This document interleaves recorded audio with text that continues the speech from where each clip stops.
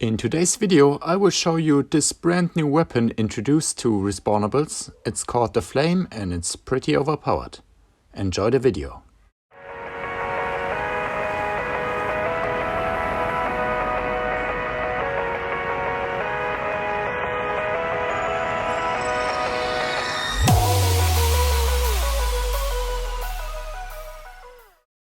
Hello everybody and welcome back to another Respawnables video on the channel. The brand new event Respawlympics finally launched today, and together with it we got a brand new weapon called the Flame. Obviously I unlocked it as fast as possible to show you if it's good or not, and to tell you if it's worth your time grinding this event.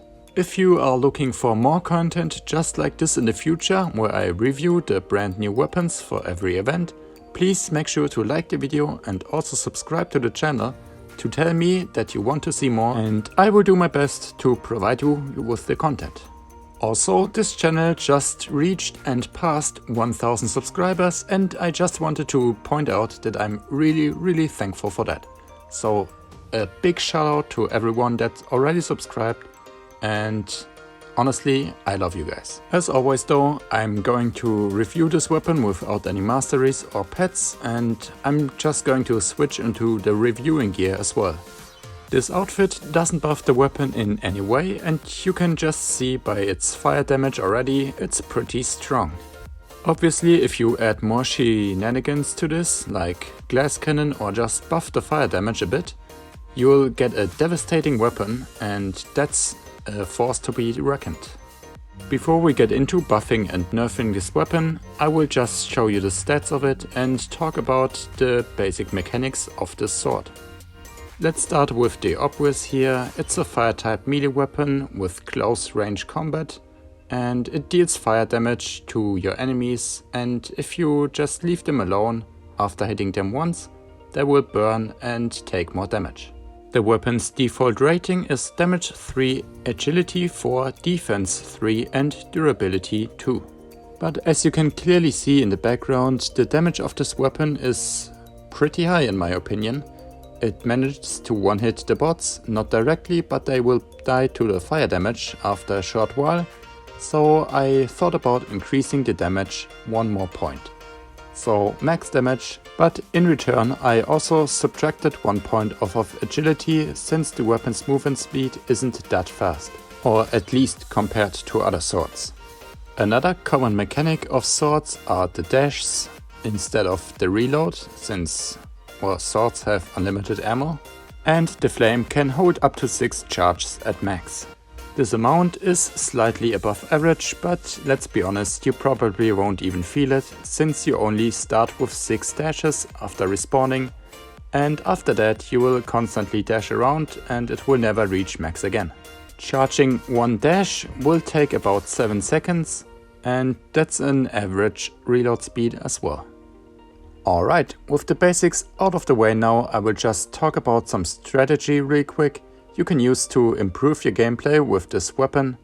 It's just some generic strategy, a lot of you will probably already know this, but still, for the brand new players who will most likely also be able to unlock this weapon, here you go.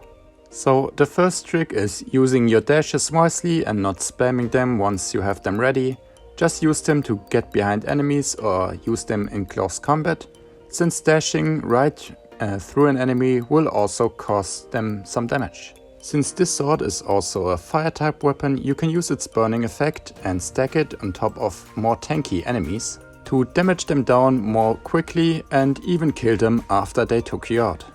This makes this weapon also a viable pick for farming gold with the Whiplash strat I talked about in a video of mine in the past. The fire aspect of this weapon will also increase its damage in the zombie mode or the hordes mode, but I haven't tested that yet, and I imagine it's not gonna be too much damage, so I think it's viable in the zombie mode, but obviously not the best option. As for the ways of unlocking this weapon, you can't purchase it with real money right now, you can't buy it for gold or cash at the moment of recording this.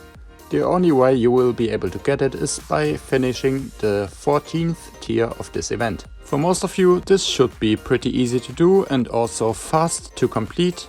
And for the ones who don't know how to approach this, I will obviously provide you with an event guide video about the Respawlympics in the future. So definitely stay tuned, and if you don't want to miss it, make sure to subscribe to the channel and also activate notifications. Alright, and with that we are done with the reviewing part, and I will now tell you if it's worth your time or not to try and complete this event up to tier 14 and get this weapon.